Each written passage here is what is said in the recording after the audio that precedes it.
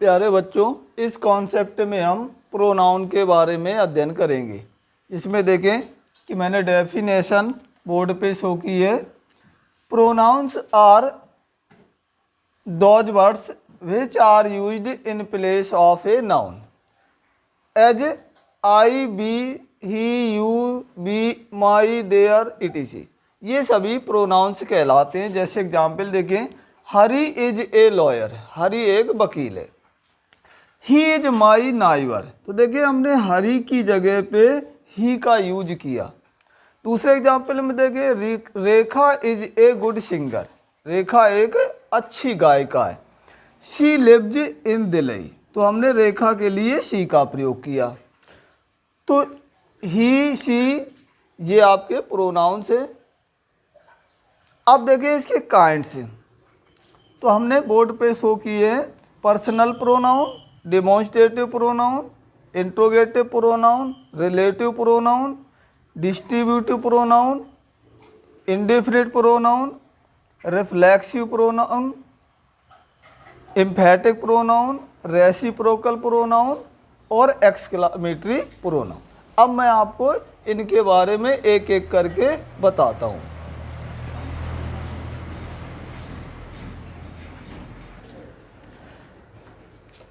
Personal pronouns, जिसे हम व्यक्तिवाचक सर्वनाम के नाम से जानते हैं। देखिए, जो प्रोनाउंस किसी व्यक्ति, जानवर अथवा वस्तुओं का बोध कराते हैं, व्यक्तिवाचक सर्वनाम कहलाते हैं। जैसे ही, शी, आई, बी, यू आदि। इसे 3 पर्सन में विभाजित करते हैं। पहला है फर्स्ट पर्सन, दूसरा सेकंड पर्सन और तीसरा थर्ड पर्सन। अब हम पर्सनल प्रोनाउन को उसके नंबर, जेंडर तथा फंक्शन के अनुसार निम्नवत प्रयोग करते हैं। अब मैं आपको एक टेबल बना के दिखाता हूं। तो देखें, पर्सनल प्रोनाउन को हमने उसके फंक्शन, जेंडर और नंबर के अनुसार इस प्रकार विभाजित किया है। फर्स्ट पर्सन में आपका I, we, me, us, my, mine, our, ours. Second person में यू आता है और थर्ड पर्सन में ही, शी, इट, दे आते हैं। तो देखें, आई और बी के अनुसार सिंगुलर और प्लूरल होते हैं। यू आपका बोथ दोनों होता है, सिंगुलर भी होता है, प्लूरल भी होता है। इसके बाद ही आपका सिंगुलर नंबर है, शी भी सिंगुलर है, इट भी सिंगुलर है और दे आपका प्लूरल नंबर में है। इसके बाद सभी प्रोनाउंस लगभग कॉमन जेंडर में आते हैं। केवल आपका ही मैस्कुलाइन जेंडर, शी आपका फेमिनाइन जेंडर और इट आपका न्यूटर जेंडर में आता है।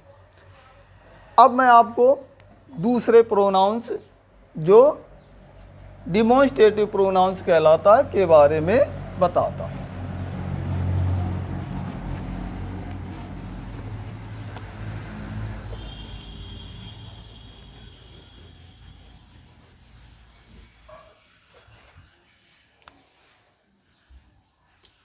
डिमॉन्स्ट्रेटिव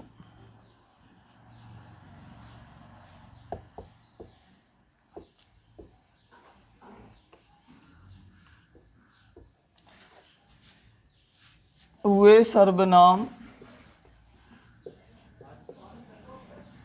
जो किसी व्यक्ति,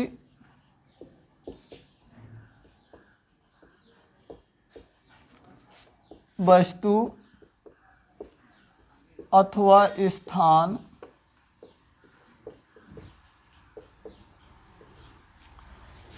की ओर संकेत करते हैं।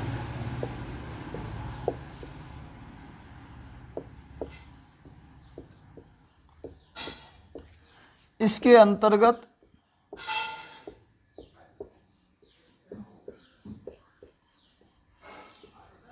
दिस, दैट, दीज, दोज आदि आते हैं। तो देखें, वे सर्वनाम जो किसी व्यक्ति, वस्तु अथवा स्थान की ओर संकेत करते हैं। इसके अंतर्गत दिस, दैट, दी, दोज आदि आते हैं। अब एग्जाम्पल देखें, दिस इज ए बुक, तो ये आपका दिस बुक की ओर संकेत करता है। दूसरा एग्जाम्पल देखें, दोज आर माई पेन्स, तो दोज आपका पेन्स की ओर संकेत करता है। इसके बाद तीसरा आप देखें, इंटेरोगेटिव प्रोनाउन।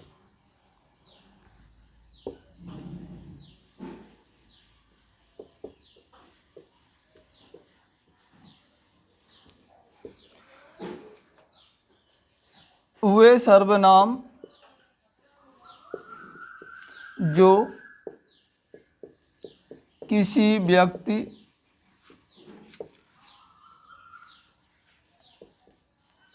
वस्तु के संबंध में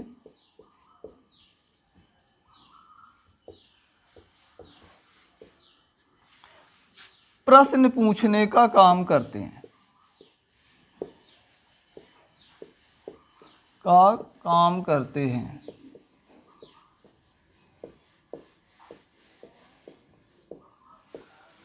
इसके अंतर्गत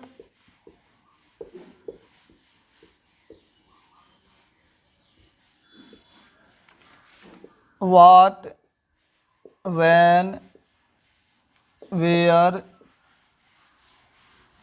हु, विच आदि आते हैं। अब मैं आपको इसके बारे में देखें कि वे सर्वनाम जो किसी व्यक्ति, वस्तु के संबंध में प्रश्न पूछने का काम करते हैं, इसके अंतर्गत व्हाट, व्हेन, वेयर, हु, विच आदि आते हैं। अब मैं आपको एग्जाम्पल्स के द्वारा इसे शो करता हूं।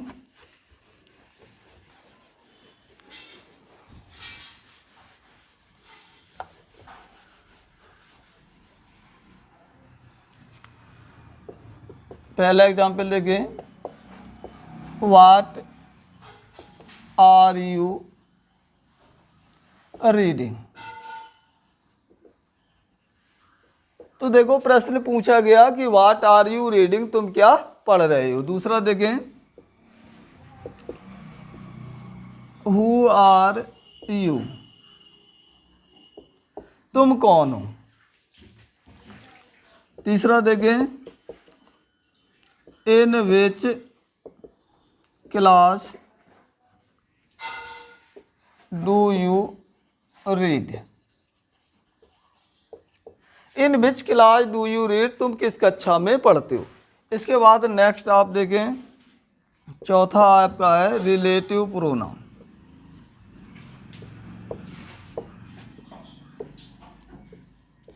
रिलेटिव प्रोनाउन को हम संबंधवाचक सर्वनाम कहते हैं।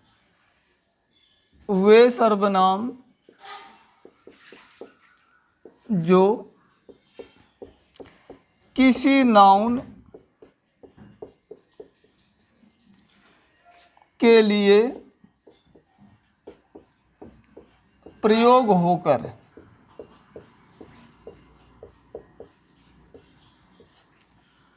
दो वाक्यों को जोड़ते हैं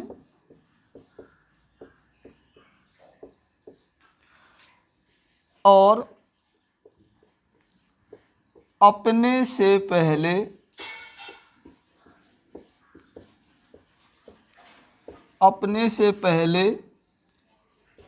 आए नाउन से संबंध बताते हैं। इसमें विच,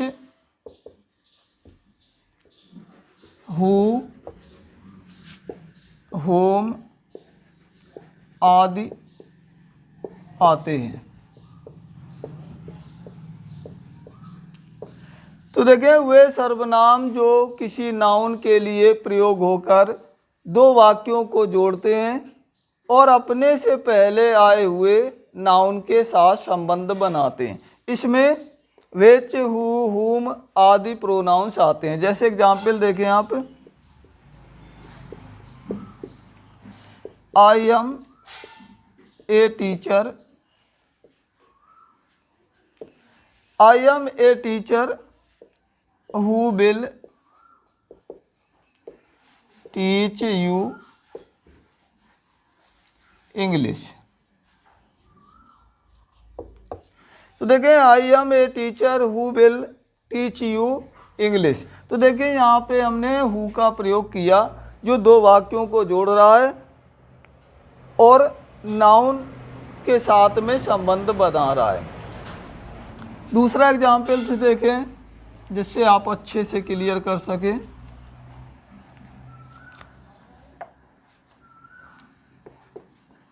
this is the horse whom my father bought last week। तो देखिए दिस इज द हॉर्स, ये वही घोड़ा है whom my father bought last week, जिसे मेरे पिताजी ने पिछले सप्ताह खरीदा था। इसके बाद आप पांचवा देखें, डिस्ट्रीब्यूटिव प्रोनाउन।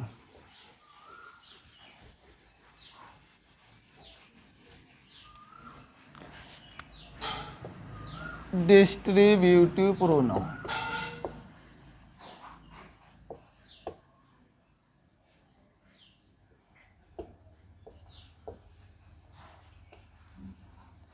इसे हिंदी में विभाग सूचक सर्वनाम कहा जाता है। देखें जो सर्वनाम वाक्य में प्रयुक्त अनेक व्यक्तियों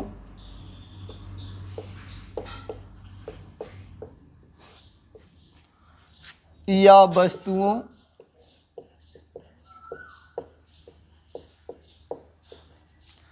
में से प्रत्येक की ओर संकेत करें।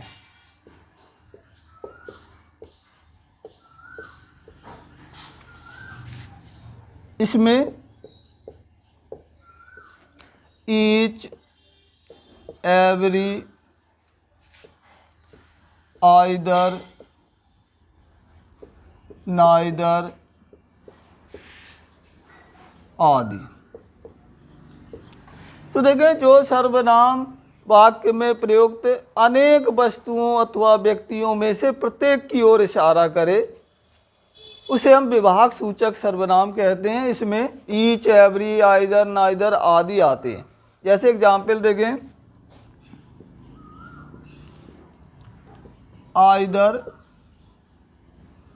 Of two friends has cheated me. तो देखें either of two friends has cheated me, तो आइदर। दूसरा एग्जाम्पल देखें, each of you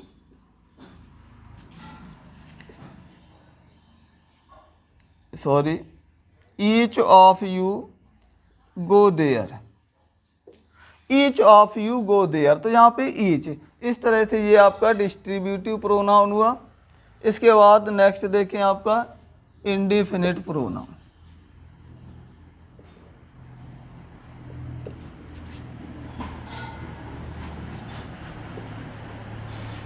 indefinite pronoun को हम अनिश्चयवाचक सर्वनाम कहते हैं, जिसमें देखें वे सर्वनाम जो अनिश्चित संख्या जो अनिश्चित संख्या अथवा परिमाण का बोध कराते हैं।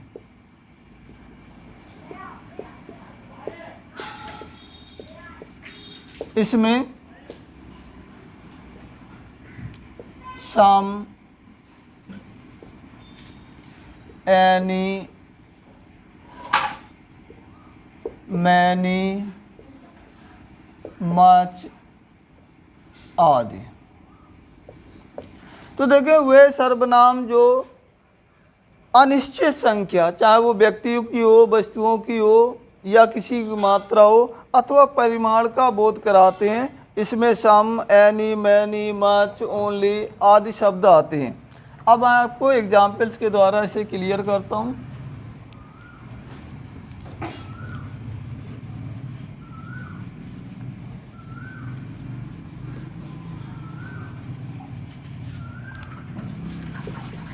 I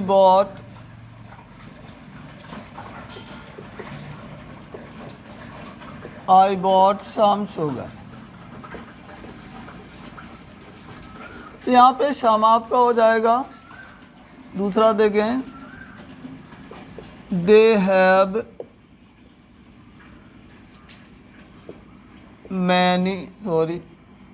many friends. तो यहाँ पे देखें मैनी और सम आपके इंडेफिनेट प्रोनाउंस है जो हमारी मात्रा और संख्या को प्रदर्शित करते हैं। इसके बाद अगला है रिफ्लेक्सिव प्रोनाउन।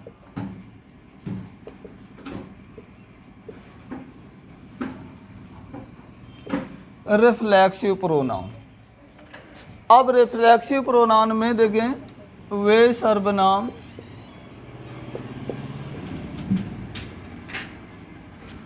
जो कार्य का प्रभाव सब्जेक्ट पर डालते हैं, अन्य किसी पर नहीं।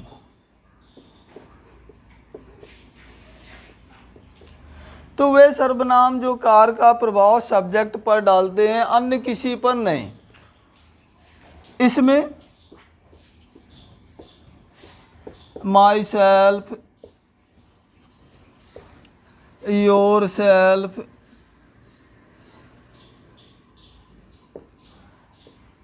आवर सेल्वेज आदि प्रोनाउंस आते हैं, जिनमें देखो yourself, ourself, myself ये आपके रिफ्लेक्सिव प्रोनाउन में आते हैं और ये सब्जेक्ट पर जोर डालने के लिए, सब्जेक्ट पर प्रभाव डालने के लिए प्रयोग होते हैं। जैसे एग्जाम्पल देखें तो और अच्छे से आप क्लियर हो जाएंगे। I gifted myself a car on my birthday. तो देखें I gifted myself a car on my birthday. दूसरा एग्जाम्पल देखें, he bot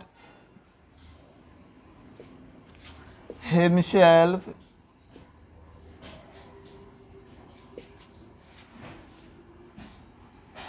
A pen. He bought himself a pen, उसने स्वयं एक पेन खरीदा। तो देखें माई सेल्फ और हिमसेल्फ दोनों आपके रिफ्लेक्सिव प्रोनाउन हैं जो सब्जेक्ट पर प्रभाव डालने के लिए प्रयोग करते हैं। अब आपका नेक्स्ट है एम्फैटिक प्रोनाउन।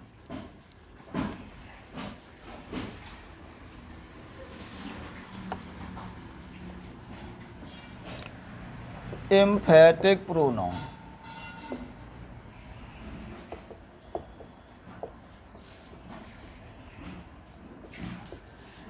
वे सर्वनाम जो जोर डालने,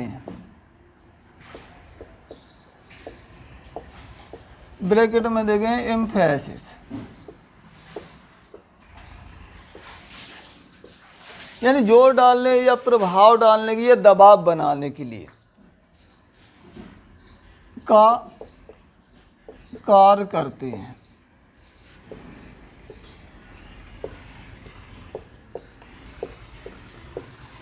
इसमें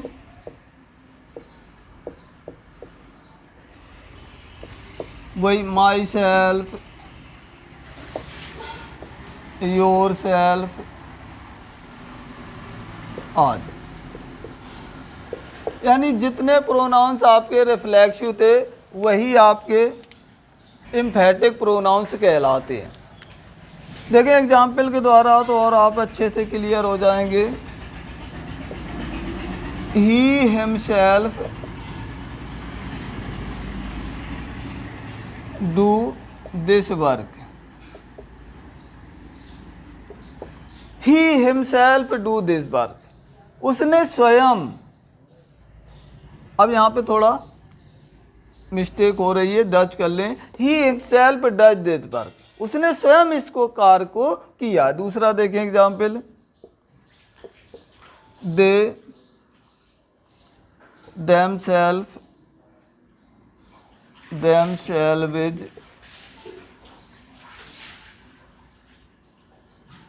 helped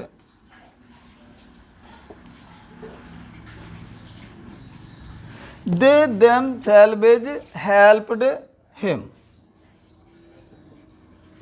they themselves helped, उन्होंने स्वयं उसकी सहायता की।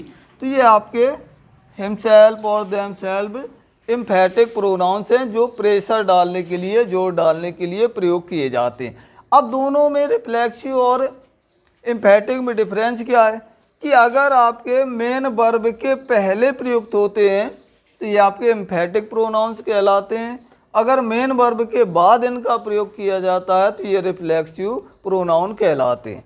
अब नेक्स्ट है आपका रेसिप्रोकल प्रोनाउन।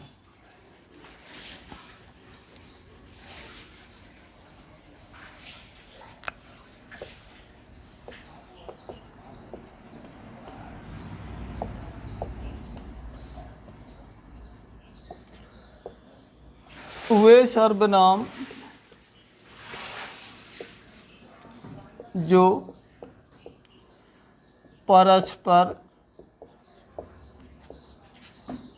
समान व्यवहार व्यक्त करते हैं,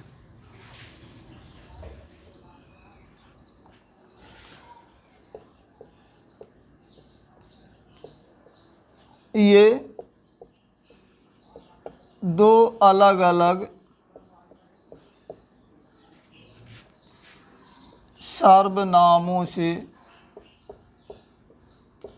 मिलकर बनते हैं।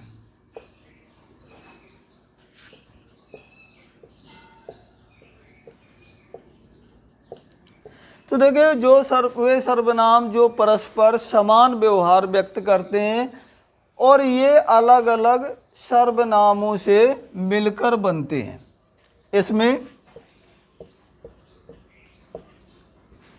Each other, one another आदि। जैसे एग्जाम्पल देखें,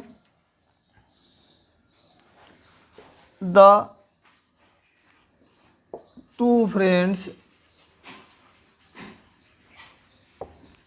love each other.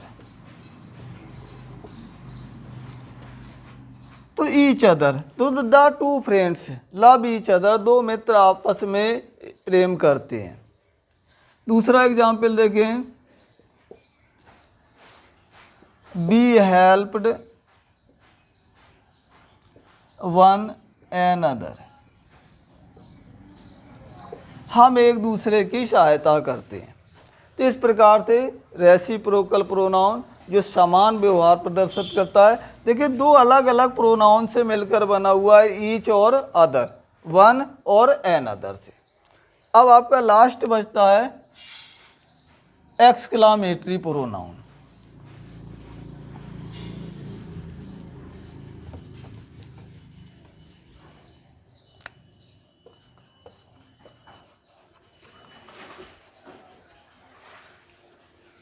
Exclamatory pronoun कभी कभी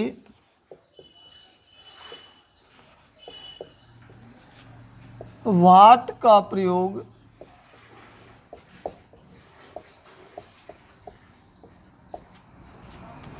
विस्मय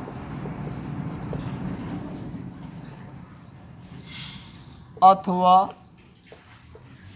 आश्चर्य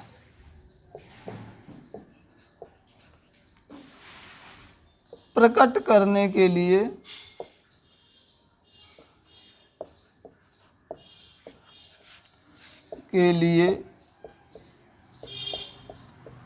करते हैं।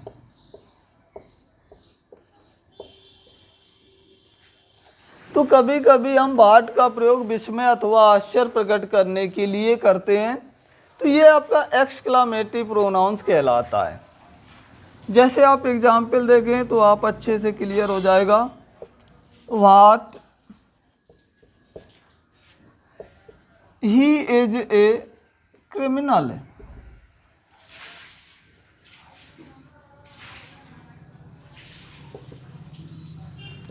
तो देखिए व्हाट क्या, ही इज ए क्रिमिनल, हुए अपराधी है।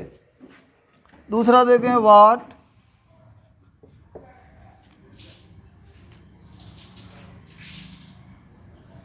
She does this. What she does this, क्या वह ऐसा करती है। तो इस तरह से आपको व्हाट के द्वारा आश्चर्य व्यक्त किया जाता है। तो ये आपका प्रोनाउन का कॉन्सेप्ट क्लियर हुआ। आप आशा करता हूँ कि अच्छे से समझ गए होंगे। आप चैनल को लाइक, सब्सक्राइब और शेयर ज़रूर करना, ताकि मेरे और अच्छे आपको वीडियो उपलब्ध हो सके। धन्यवाद।